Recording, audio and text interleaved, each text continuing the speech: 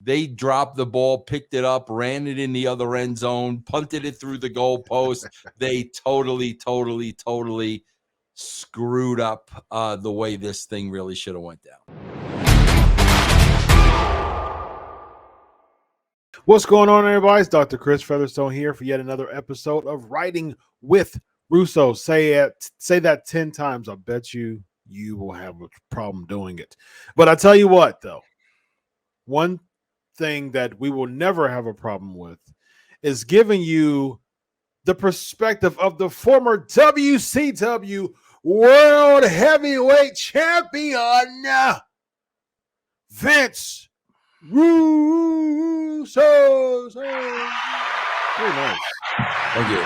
Thank you very much. What's up, Dr. Chris? What's happening, man? How are you, man? I'm all right. How are you? I'm well. It's it's Christmas cheer, Christmas season, man.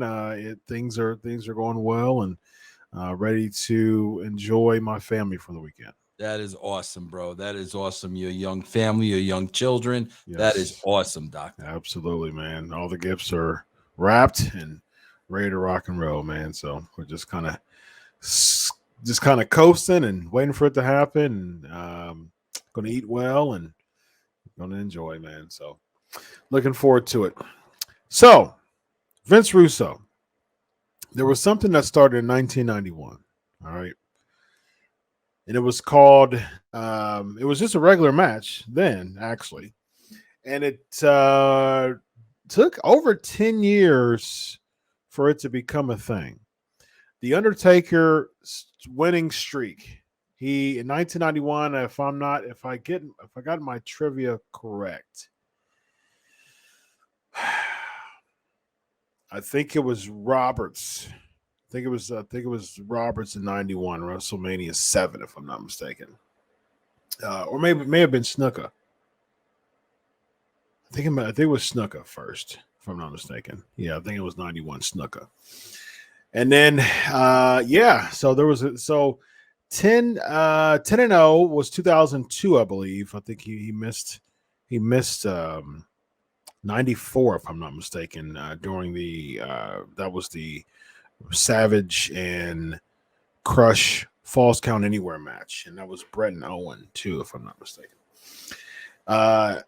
So he missed a couple, but in 2002 he went against Ric Flair at WrestleMania 18, and I remember when he beat Flair, he did one of these things on the apron when he was sitting down. That was his 10th win, and in 2005 during an angle with Randy Orton, WrestleMania 21, that's when they started to recognize the streak. And the streak became, bigger than WrestleMania. It became a marquee part of WrestleMania. You actually had a chance to be there when The Undertaker was doing his streak for a few years. And it became a thing. It became just as big as world title matches. But in WrestleMania 30, I believe, in New Orleans is when Brock Lesnar defeated The Undertaker in one of the most shocking moments in WWE history, defeated The Undertaker, ended the streak. And in Roman Reigns at WrestleMania 33, 3 years later, I was actually there in Orlando. When Roman Reigns defeated The Undertaker, it seems like that was going to be the end. He took the garb off. He took all the apparel off. He went and gave Michelle McCool a kiss. I mean, kayfabe was pretty much done then, right? No, he came back and beat John Cena in a big squash match, and it wasn't over. So, but now it really seems as if the streak is over. I mean, just the career of The Undertaker is over. 25 matches at WrestleMania, a 23-2 record. He was recently interviewed, and he actually believes that Roman Reigns should have been the one to end the streak. Now, before I handed it over to you, Vince, I was not and still am not a fan. Almost 8 years later, I am still not a fan of Brock Lesnar beating the streak. When Mr. McMahon was interviewed by Austin, he was asked a question and he's talked about the brass ring and all that mumbo jumbo.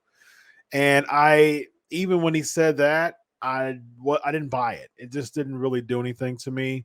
To pick Brock Lesnar out of anybody to end the streak. Austin's actually he's talked about how he's been opposed to it. There's other people who's been opposed to that decision. Vince Russo, what do you think about Brock Lesnar ending the streak? And is the Undertaker correct about Roman Reigns being the one who should have ended the streak? I think no and no.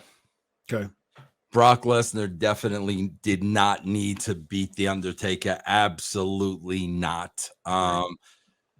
Roman Reigns, bro, if the Roman we're seeing today was the Roman we've been seeing all along, but Roman, like everybody else, Chris, went through the, wins and losses, ups and downs, Yeah. like everybody else.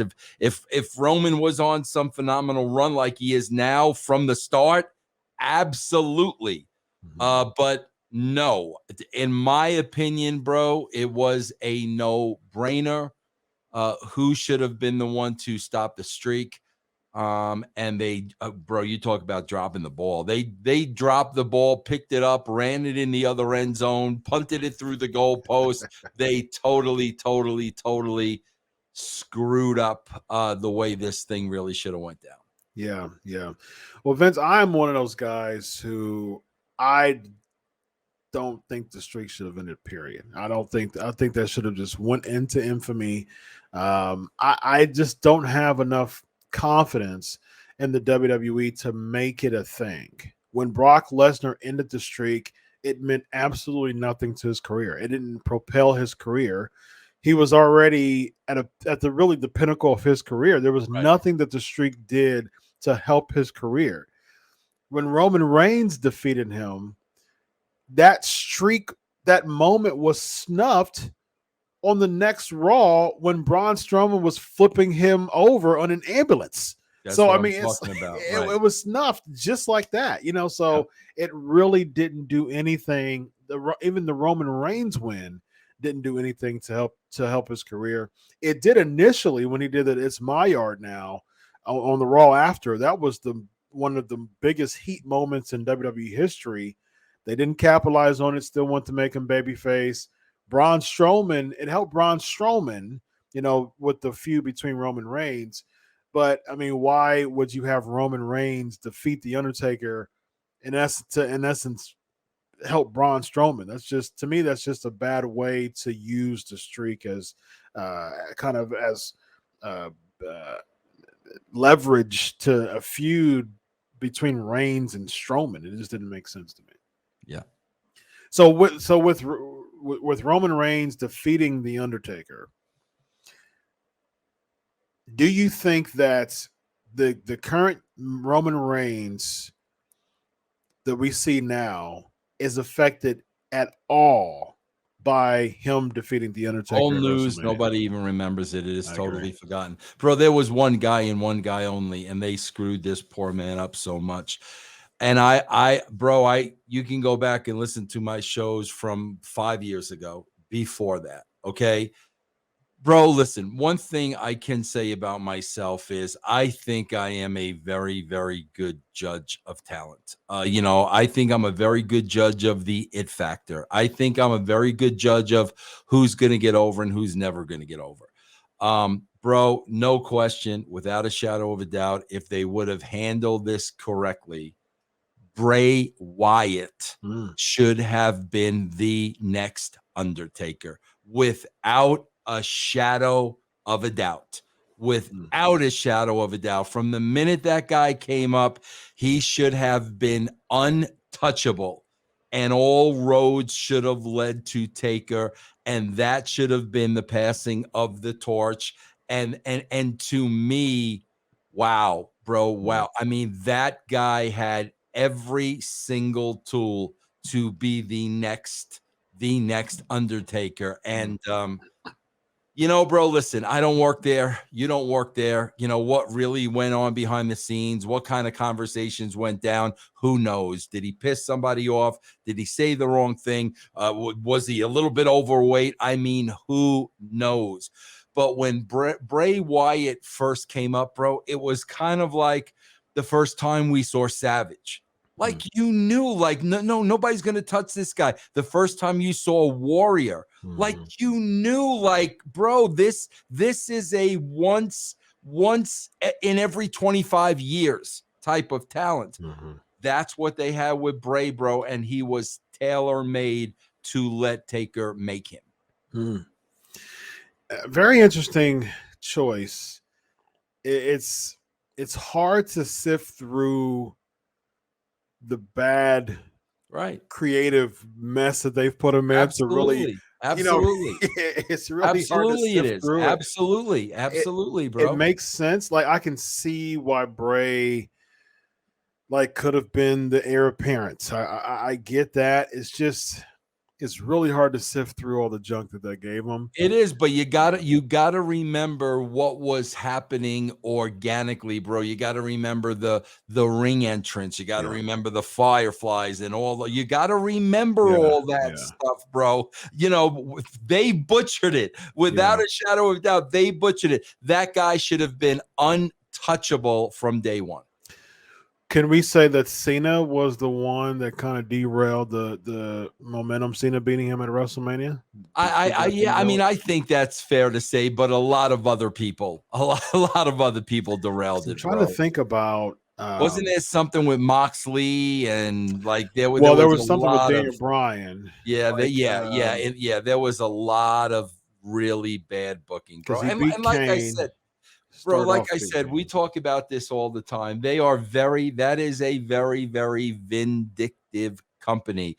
And all it takes is one person to not like you. So who knows what was going on behind the scenes? But to me, bro, that was the guy.